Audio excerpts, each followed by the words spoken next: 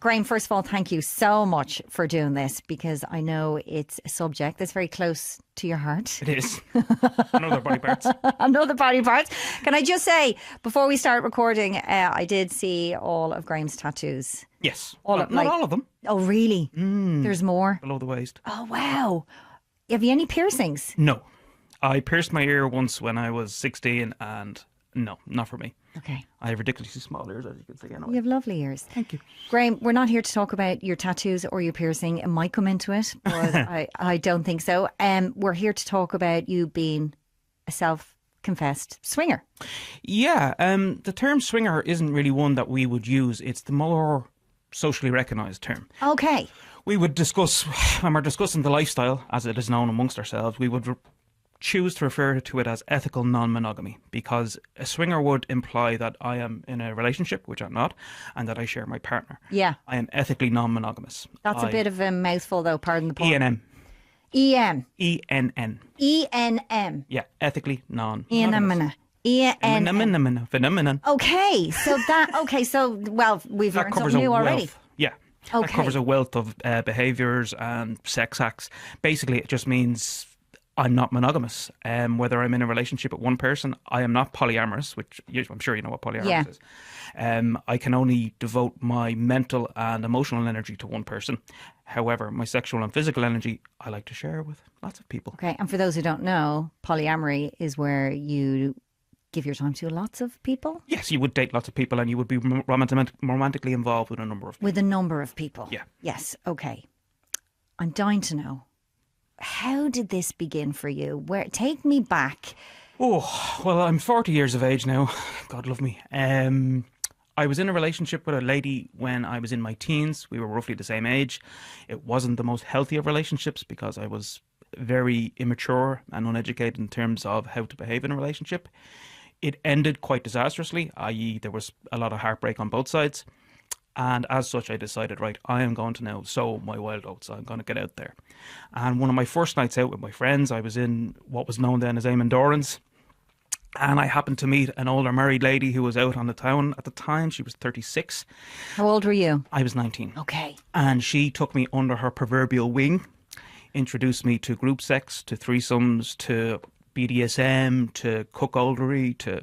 We can get into these terms. We're going to have to go through all these terms because I really don't have a clue about any of them. But long story short, she became my Yoda in all things swinging.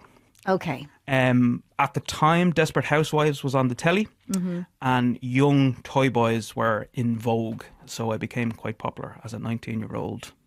Did you know what you were getting yourself in for when you met her, or was it kind of a slow burn? Like, did it start off quite, inverted commas, normal with this 37-year-old, and then it just progressively got more wild in the bedroom? Yeah, it started off, well, her husband was aware of the situation, so that was the first shock. And again, being the person I was at the time and quite emotionally immature, jealousy reared its head with me quite quickly. She would tell me about adventures that she had and I would become jealous, and I had to learn to navigate that. And part of navigating that was exploring the feeling and exploring the adventures that she wanted to introduce me to. At the time, the Irish scene was quite small. There was a couple of badly run websites. They're a lot better now, but opportunities to play, as we would refer to it, would be few and far between. There was a gentleman who used to run parties in Dublin city centre and rented apartments, and that's where I got introduced to lots of other people.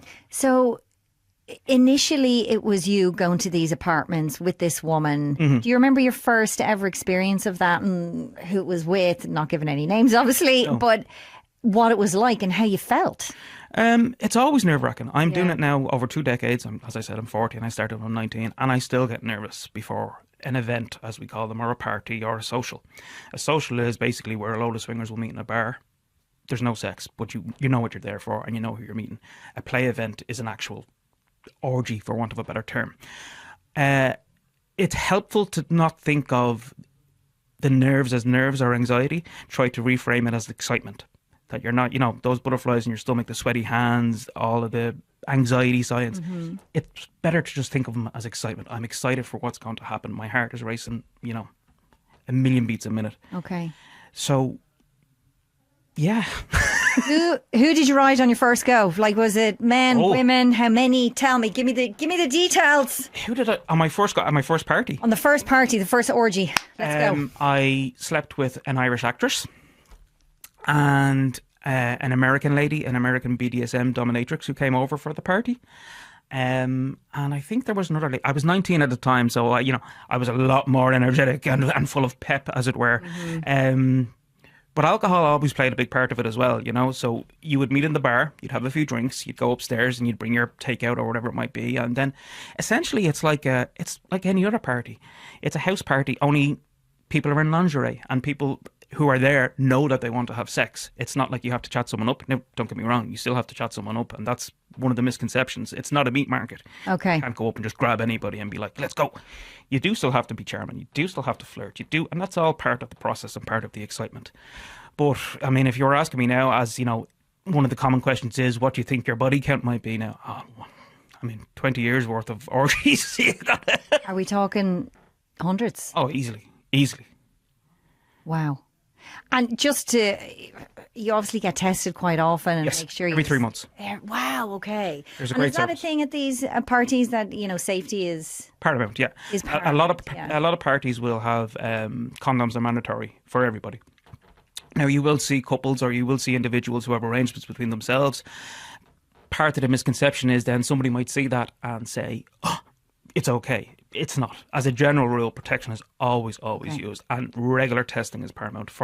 We would have profiles on these sites that we use to meet up, Yeah. and a lot of people will post their STD test results just to let everybody know they're above them on it. Another misconception is that we're riddled with diseases. We're actually not. We're more likely to get tested. We're more cognizant of the symptoms, and we're more cognizant of getting sick and hurting somebody else. So you're 19, you're riding a load of women in an apartment in Dublin. It must be very difficult to go back to, inverted commas again, normal sex after that? Or did that just set you on the road? Was it like orgies all the way from then, or how? I have been monogamous. I've met and dated with women who would be interested in monogamy rather than the type of swinging or the lifestyle that I And did they do it for you sexually? Yeah, they did. A certain time? That's an interesting question.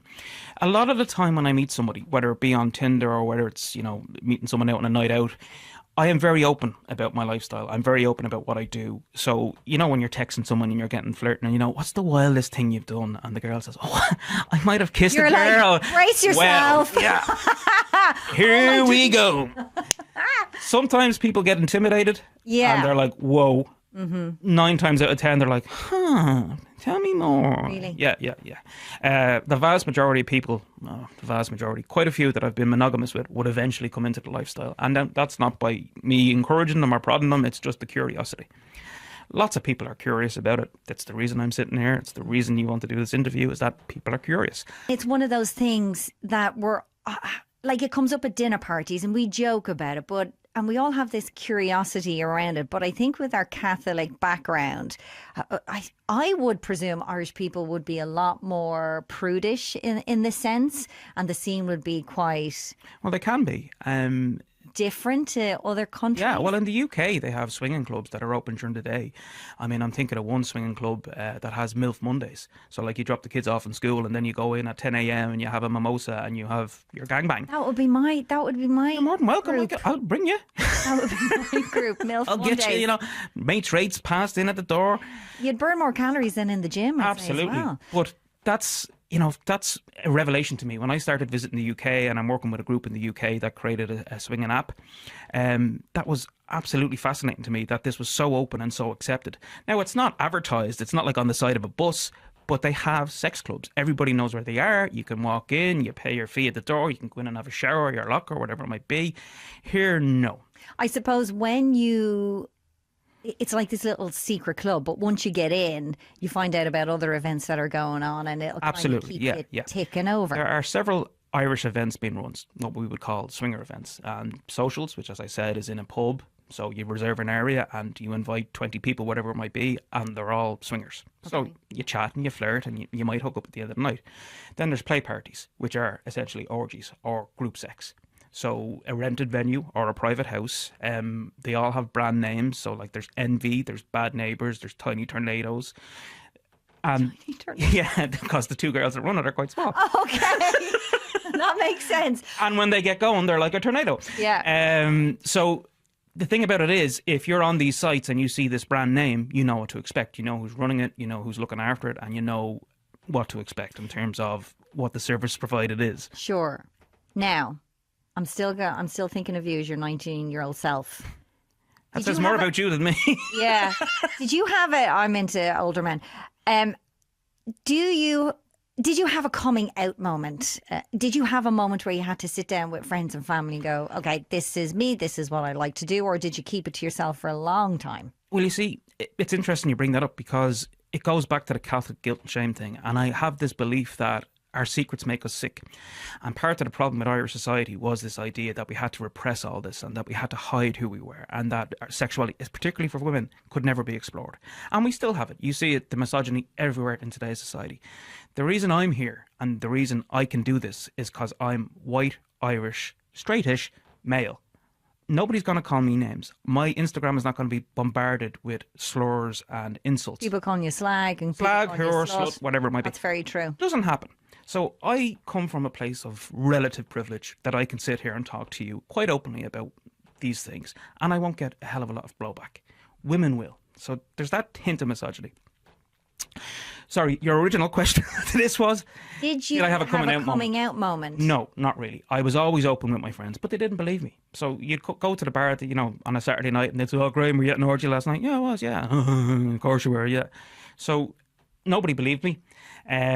As the internet progressed and profiles and swinger profiles became a thing and camera phones became a thing and, then these things got out there.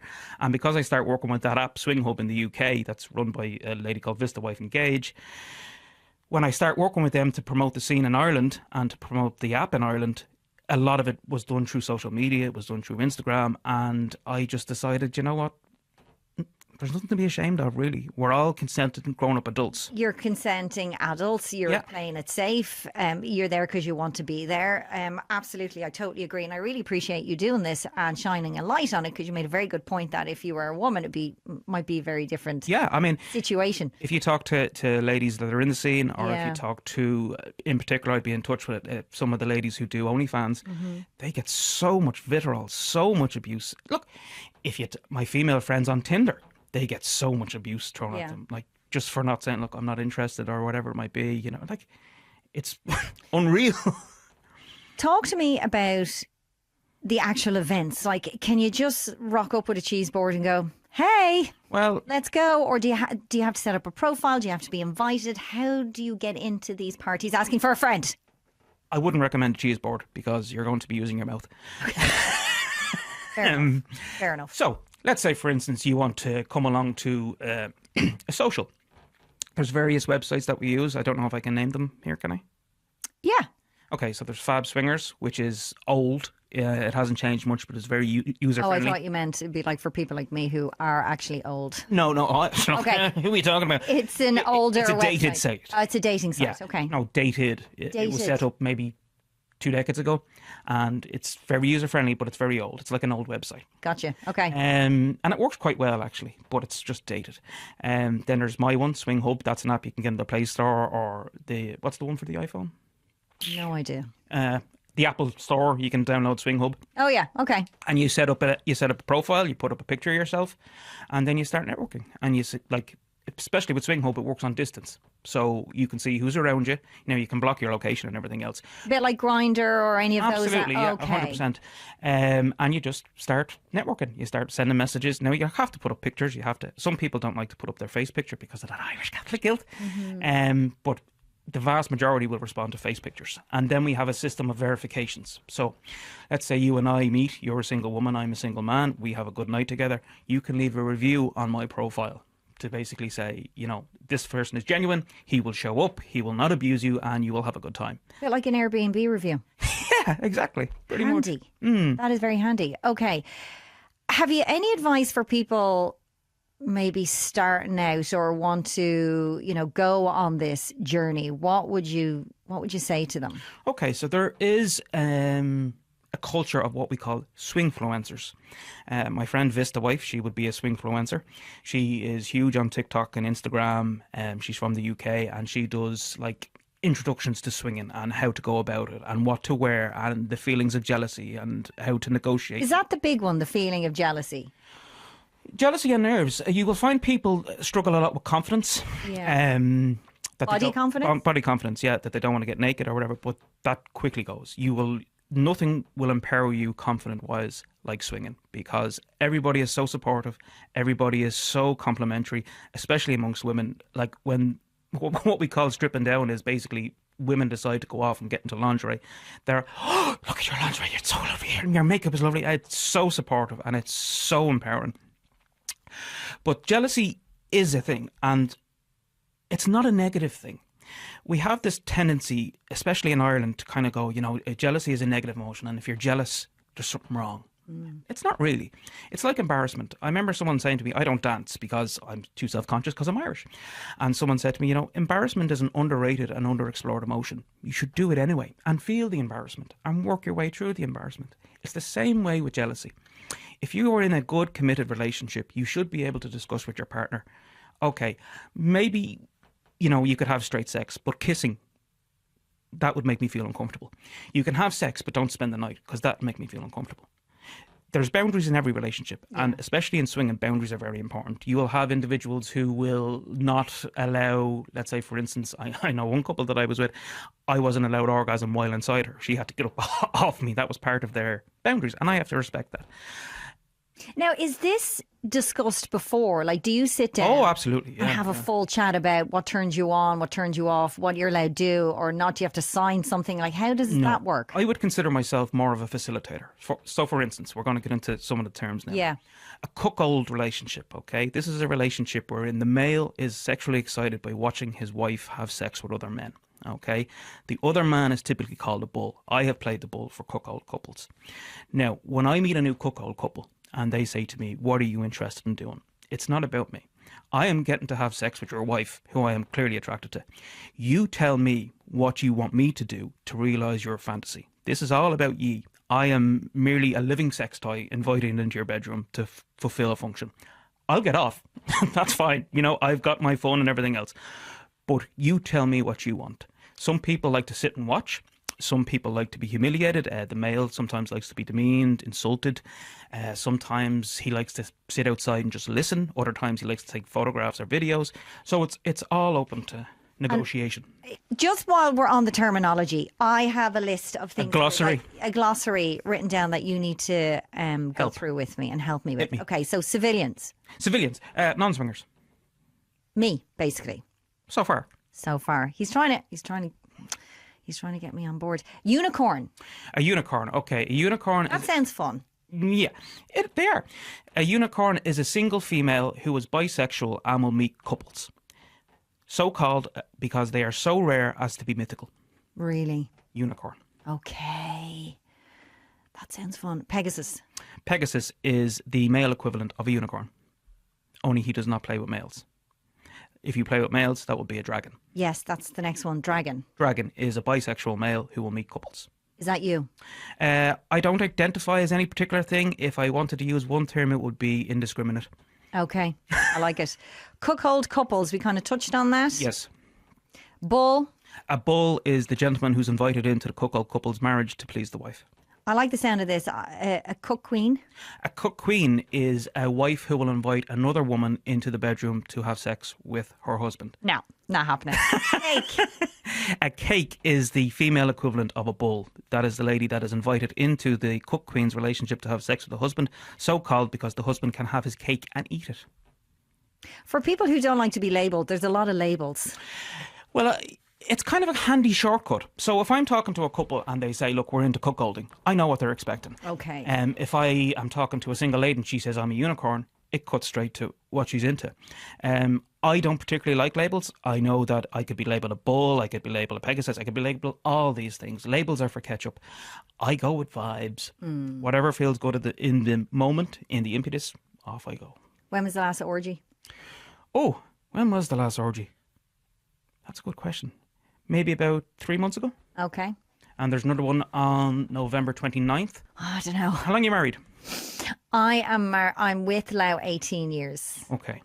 I don't want to get too into your relationship. Yeah. How do you find your sexual relationship after 18 years? We work very hard. How hard? We work very hard to keep it alive and kicking. I live with a sex pest, basically. That's Okay. how I describe my husband, which is which is always good. No, we go through peaks and troughs, I would say. We go through ups and downs like every couple, and we work really hard. Have we discussed bringing people into the bedroom? No, we haven't, because I would say if we open that Pandora's box... It's interesting you use that phrase. Yeah, how'd you get back in? You don't. You don't, exactly. You have a lot of men who come onto the scene or join these sites, and the question is always, how do I convince my wife? Yeah. And the answer is, well, first of all, you don't convince her. Either she's interested or she's not. You don't badger her, you don't annoy her. The second thing I say to them is, well, be prepared, because once you open it up, once a woman discovers her potential for sexual exploration, she's never going to go back to you, just you. And that's why I think the myth of Pandora's box is actually an allegory for female sexuality. If you recall, Pandora was given a box, told not to look into it. She got curious, looked into it, and all the bad stuff came out. I think that was a metaphor for female sexuality.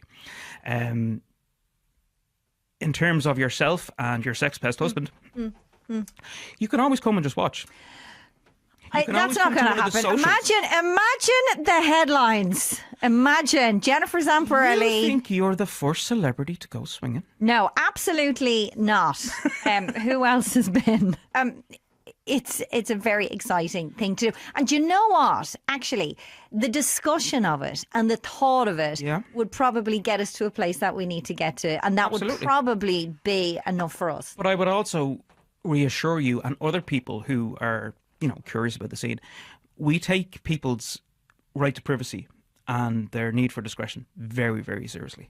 You will be very hard pressed to find anybody who is going him, her and her, or selling stories to the papers, because we're all there for the same reasons. Yeah. Nobody wants to be splashed across the Sunday world. What if you go to one of these parties, okay, and somebody, like, how do you politely decline? Or what if you're not into someone, like, and how do you go, no, how does that, how do you say no?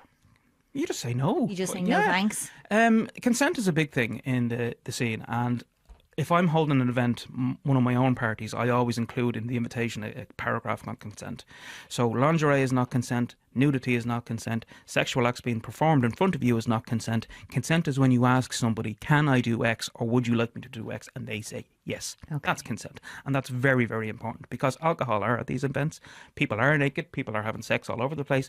And sometimes, occasionally, a misunderstanding can happen. Yeah. So it's very important to get verbal consent in these things. Yes. It sounds exhausting. Do you be wrecked after? Yeah. Yeah. It's a lot of work. We call it the bang over. The bang over. You'd be in bed for a week after that, would you? Well, you see, this is what I keep telling everybody. We need daytime swinger events, because 10 p.m. is bedtime for me. I can't go on this 3 a.m. carry-on business. So yeah, McDonald's also does a high trade in swingers. So if you see people in McDonald's looking very dishevelled, there's probably swingers. We always go for McDonald's. Looking out for you everywhere. You need to keep up the carbs, you see. It's important to stay hydrated. You're burning a lot of carbs. You're burning a lot of fuel, I'd say, at these events. Has there ever been a time in all your 20 years of swinging that you've met someone that you actually really connected with and wanted to meet again? Oh, lots of them. It's not just, and this is the thing, a misunderstanding or a misconception rather is that it's just sex and that's it, and then you're essentially a tool. No, I have one particular couple that I met when I was 19, and I'm still meeting them. Oh, and they're God, wow. I don't know if that's a cute thing, but it's kind of nice in a weird way. And you have swinging couples who end up being deep friends, and they go on holidays together, and they spend Christmas together with their kids and everything. Now, I'm not saying that there's sexual activity, that takes place the whole time, but they become friendly and they are interested in the same things.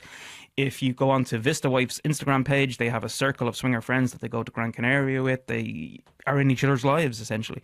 I do find, Graeme, being honest with you, talking to my friends in the gay community and the LGBTQ plus, they were community, way ahead of us. Way ahead of us with the old swinging. I know. They blazed the way, and particularly with Gage, who runs Swing Hub, we have acknowledged that the gay community, the LGBTQ community, they are way ahead of us in terms of sex, how to have good sex and how to have guilt-free sex, and arranging venues, and for it to be something that's to be celebrated rather than, hidden away.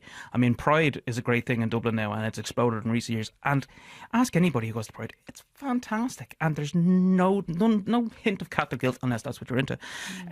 So yeah, the LGBTQ people are way ahead of us. It just seems quite it's not as shameful. It seems quite a normal thing for them to be jumping into other couples' beds. And there is nothing shameful about sex. There is nothing shameful about the human body. No, I just have to.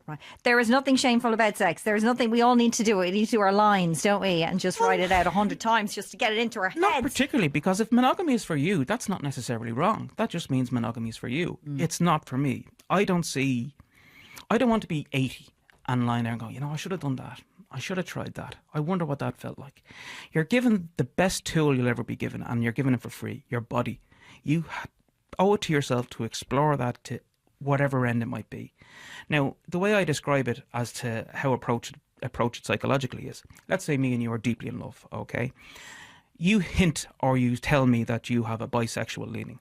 I will never be a woman, okay? I can tuck it, but that's about as far as it's going to go. If I love every inch of you, I also love the bisexual part of you. Why would I ask you to forsake that part of yourself for my ego? That's very profound.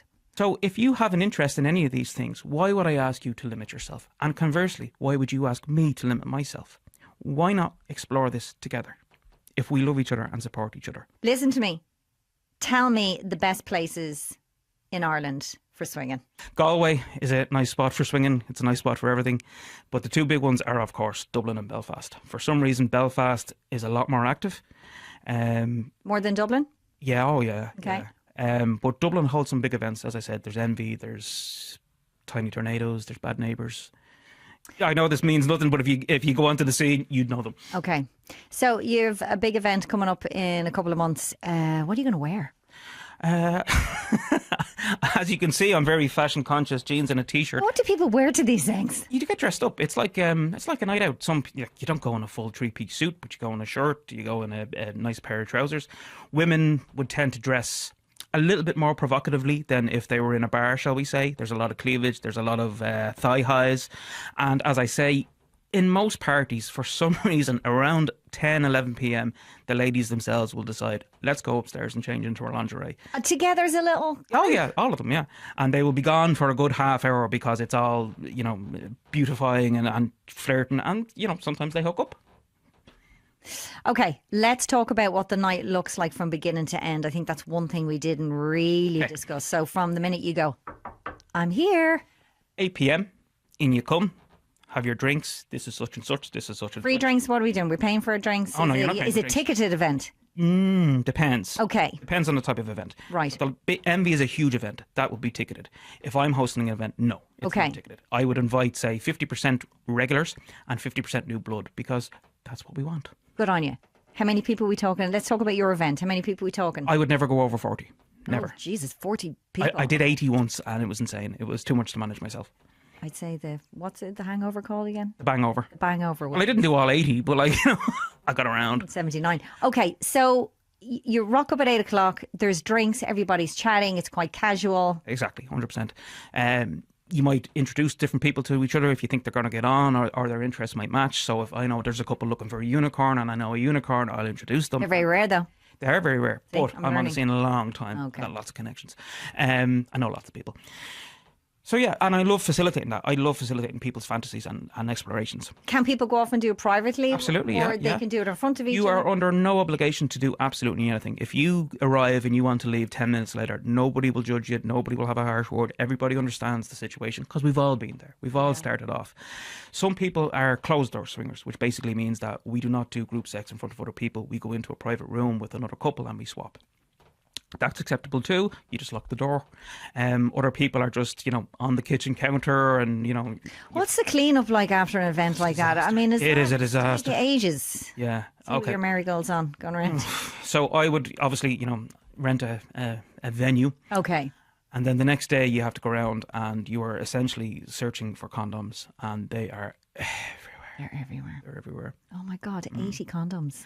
80? You think they only go once? Oh, Jesus Christ. That's a lot of condoms to pick up. There is. Fair play. You're dedicated to the cause. Yeah, staunch. You are dedicated to the cause.